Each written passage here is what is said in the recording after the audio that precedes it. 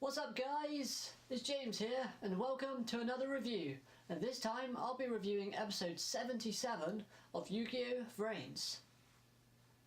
Now, generally speaking, what did I think of this episode? I liked it. It was a solid episode.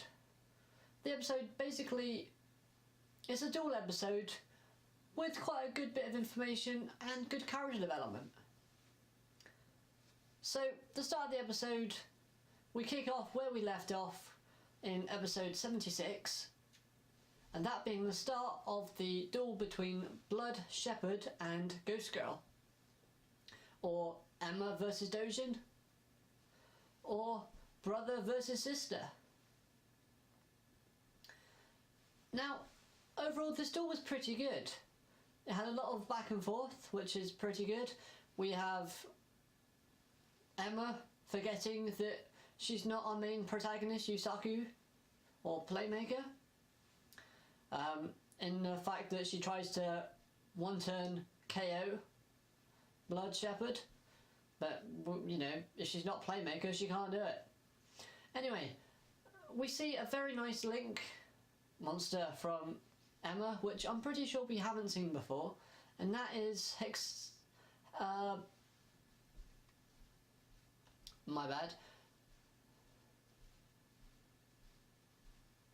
Altergeist Hextia. Now, I'm pretty sure I've said that correctly. If I haven't, then please let me know down in the comments below.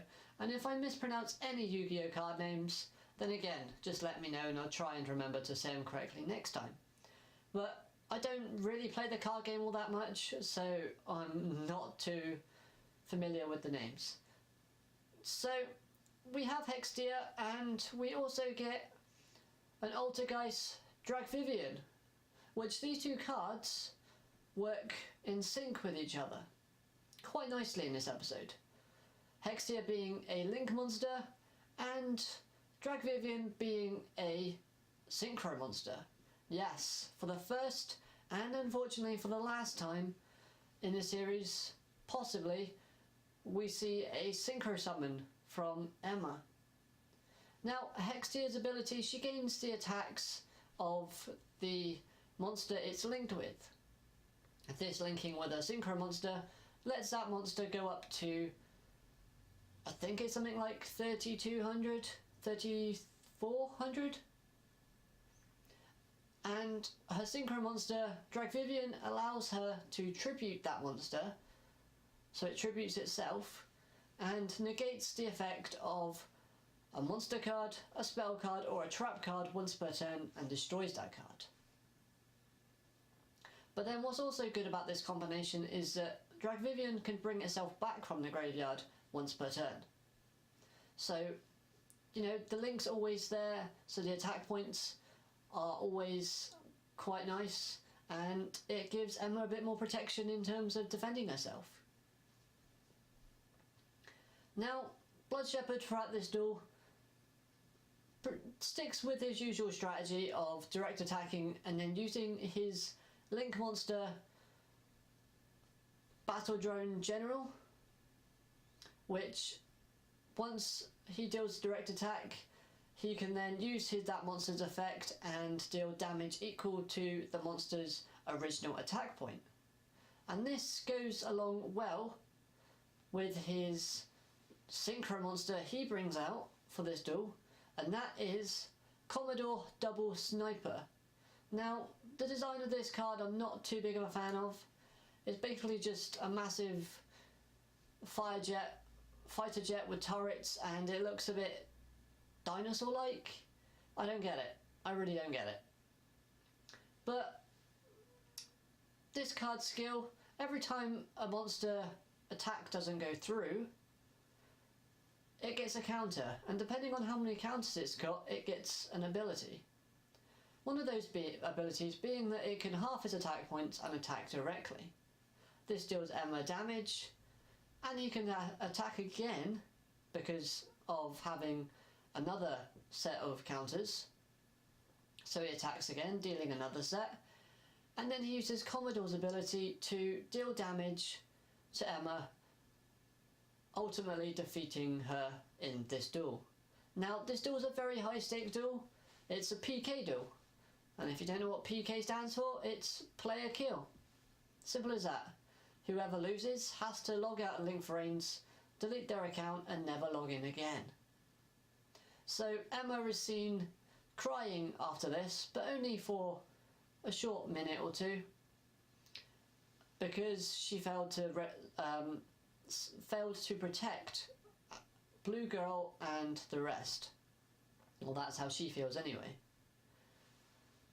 However, she can still protect and help out even from the sidelines, just like Kusanagi, which I'll get to that in a minute. And throughout this duel we get given a bit of more backstory between Emma and Dojin. We get to find out that Dojin's father is a man who prioritised his field of studies and his job more than Dojin and his wife. This ultimately leads to his dad leaving, becoming wealthy, leaving Dojin / Blood Shepherd and his mother behind, and starting a family with Emma's mother, who we're not giving a name of, and Emma. Blood Shepherd then finds out about this new family, and this is where the anger towards his father comes from, because even though Blood Shepherd and his mother had that car accident, his father never did anything. And we're surprisingly told that Emma and Dojin's father is dead at the end of this episode. He died. So that was the duel. Like I said, the duel was quite interesting. We saw a lot of good combinations and a lot of new monsters. So I'm glad about that. The animation throughout the duel again was okay. We had some good interaction between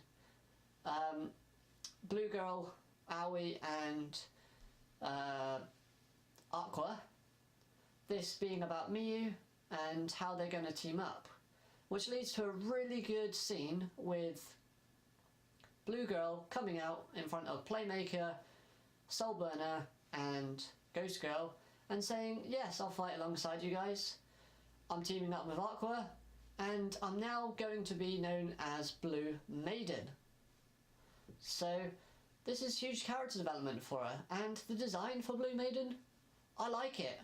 It makes her look a bit more older and it gives her much of a mature look, which is quite nice, and the sequence of her transformation just reminded me of something out of Sailor Moon, or Is This a Zombie the Dead? I mean, those are two great anime series, but it was like a magical girl transformation. You got like the skirt going longer, you've got the flowers and petals blooming. It was nice to see, and it was animated beautifully in my opinion. So the episode ends with Soulburner, Playmaker and Aoi going off into the distance after forming a team. However, I have a prediction for later on down the line of this series. You remember in one of the openings we saw Kusanagi sort of turning away from Playmaker / Yusaku? Well, this could happen now. Because they've got Emma in their corner and on their team helping out with the computer side of things, there's a chance for Kusanagi to betray Playmaker and go to Jin's side, his brother, even though it's technically not his brother, it's Lightning. But this is something I thought of when I watched this episode. It seemed like it could possibly be a thing. And another thing that struck me as quite odd is Soulburner's motivation. Blue Maiden has the motivation of saving Miyu, her friend, and seeing her again. Playmaker wants to save Jin and get the Cyberse world back together, as well as to get his life back on track after the lost incident, because technically it's still going, there's still a problem. And although Soulburner only has to help Flame, that's pretty much all his motivation is. So we never know. His character could get a moment to shine later on down the road. Hopefully that's the case. But other than that, that's pretty much what the episode gave us. It also gave us the preview of next week, which looks pretty interesting. It's Blood Shepherd versus Revolver. Those two have the same goal of destroying all the Ignises, so they should technically be able to work together. However, I see that more being like a Goku and Vegeta type of situation. You know, how the two won't ever accept the fact that they're a team or friends, but they can always work together when needed. So that would be quite interesting to see that develop down the line. So that's going to wrap up this review.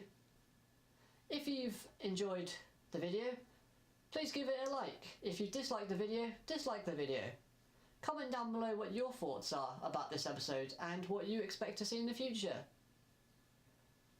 Subscribe for more content like this, and follow me on social medias like Twitter. The link will be down in the description below. But other than that, I'm James Townsend. Thank you so much for watching. I hope you all enjoy the rest of your day. But I'll catch you in the next video. Thanks, bye.